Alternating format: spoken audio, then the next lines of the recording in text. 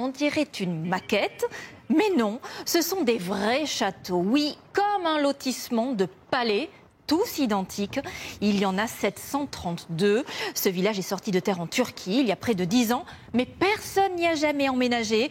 Écoutez l'incroyable histoire de ce projet fou, Ignacio Bornassin et Pauline Lormand.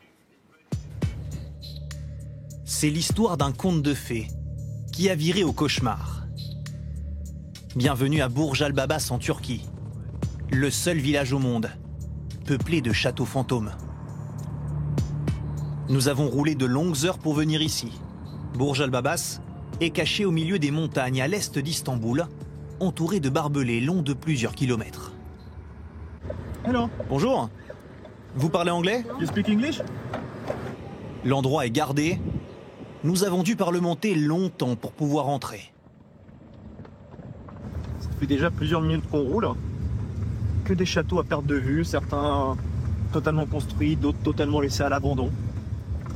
Un lotissement de 732 châteaux construits à l'identique, destinés à de riches investisseurs, sur un terrain de la petite ville de Mudurnu. Les travaux avaient démarré en 2014 avant de s'arrêter brusquement du jour au lendemain. À l'époque, pour acheter un de ces châteaux, il fallait débourser en moyenne 400 000 €. Mais au moins ici, aucun risque de jalousie entre voisins. Les promoteurs, des magnats de l'immobilier du Golfe, voulaient faire de cet endroit un lieu paradisiaque, avec des logements luxueux, équipés de spas dans une région thermale de Turquie. Mais le rêve était trop grand.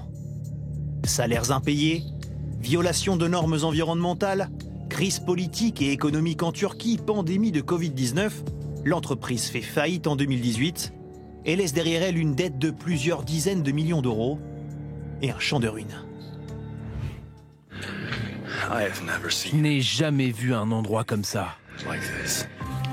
Le village fantôme de Burj Al-Babas, fermé au public, attire aujourd'hui toutes sortes de curieux qui n'hésitent pas à marcher des heures dans les forêts environnantes pour accéder en toute discrétion dans ce décor surréaliste.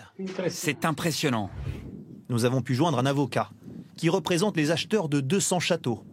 Aujourd'hui, les villas ont perdu toute leur valeur. Leur seul espoir est que les travaux reprennent un jour.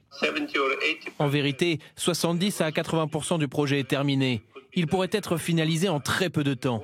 Le gaz, l'électricité, nous l'avons déjà. Et les ruines, ça peut se réparer. Tout ça dépend aussi de la municipalité, mais malheureusement, elle n'a jamais été payée non plus par les promoteurs.